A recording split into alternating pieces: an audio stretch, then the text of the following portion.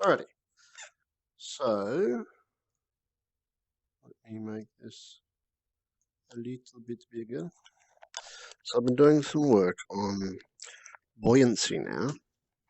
I haven't done anything about um, atmospheric or water drag, so that is merely bouncing away indefinitely. But I'm going to put a bit of water into my ballast tank now. It gets a bit less bouncy. Still buoyant. You can't see it. Let me turn that off. You can't see it, but the water level is about here.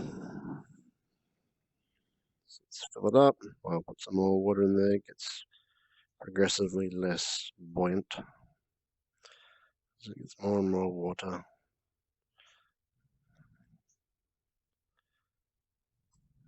I have to crack the air vent open to let it fill up all the way. So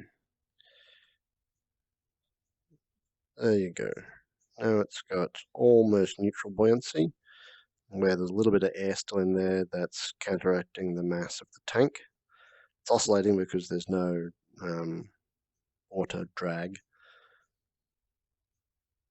But if I fill it all the way up, now there's almost no air left in it, and the mass of the tank, I'll pull it downwards, down into the deep.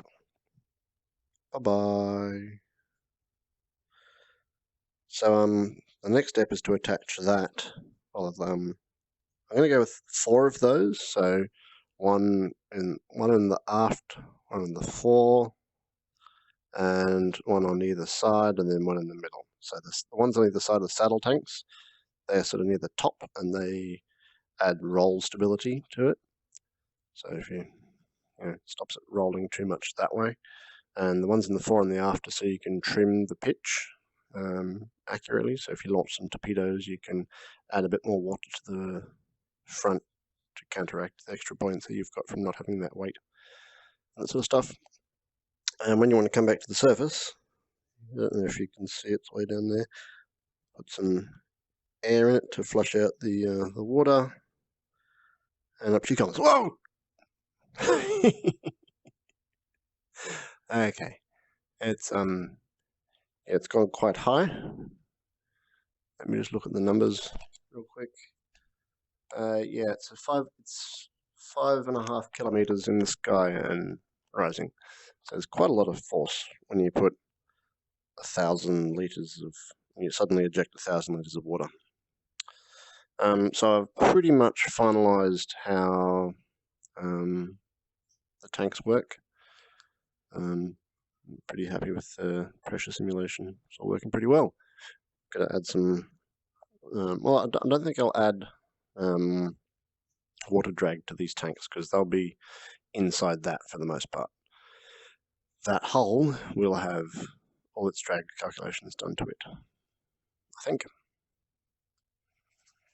Away we go.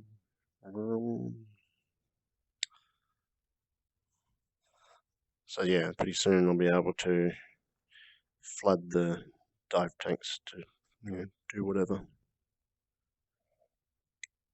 Okay, bye bye.